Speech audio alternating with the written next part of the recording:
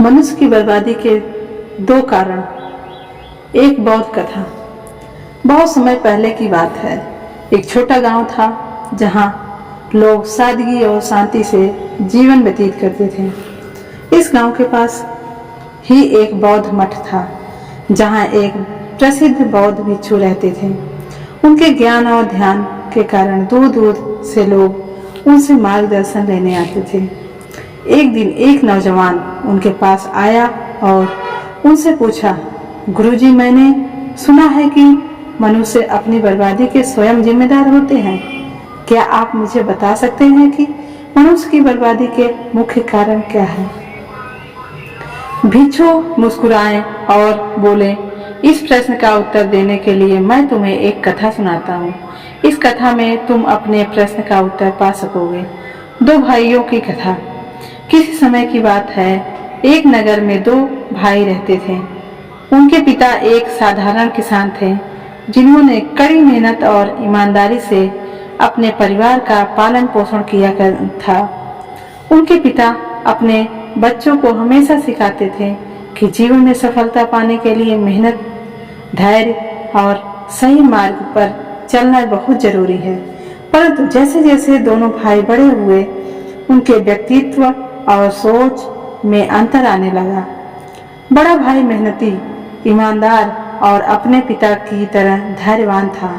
वह जीवन में सादगी और अनुशासन को महत्व देता था।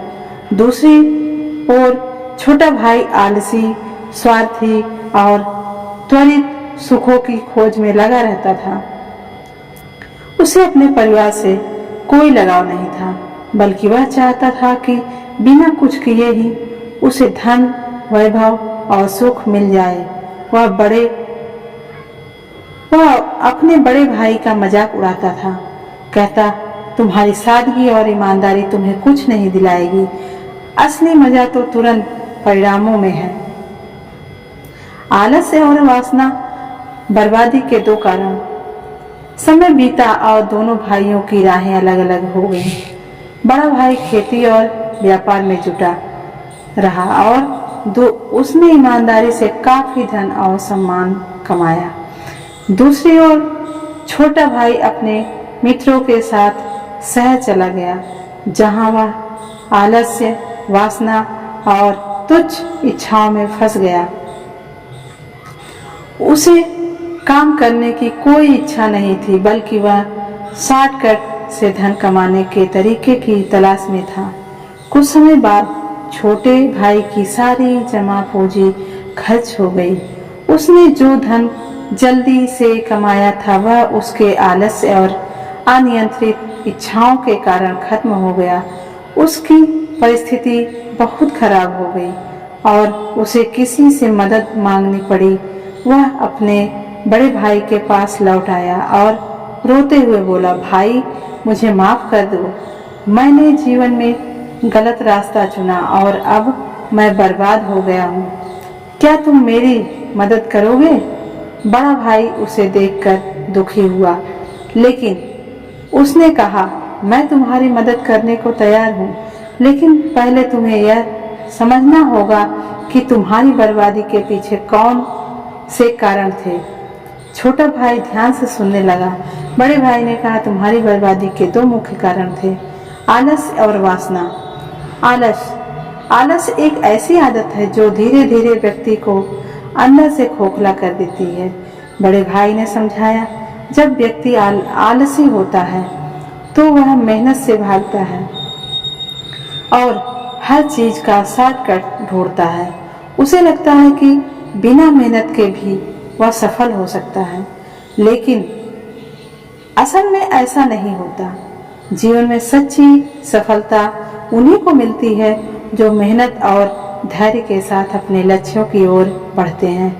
आलस्य मनुष्य की सबसे बड़ी कमजोरी है जो उसे जीवन में कभी आगे नहीं बढ़ने देती। छोटे भाई ने सिर झुका लिया और स्वीकार किया कि उसने आलस्य को अपनी जिंदगी में हिस्सा बना लिया था।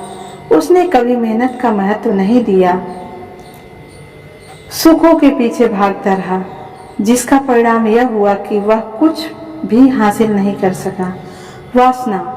बड़े भाई ने फिर कहा, दूसरा कारण तुम्हारी वासना है।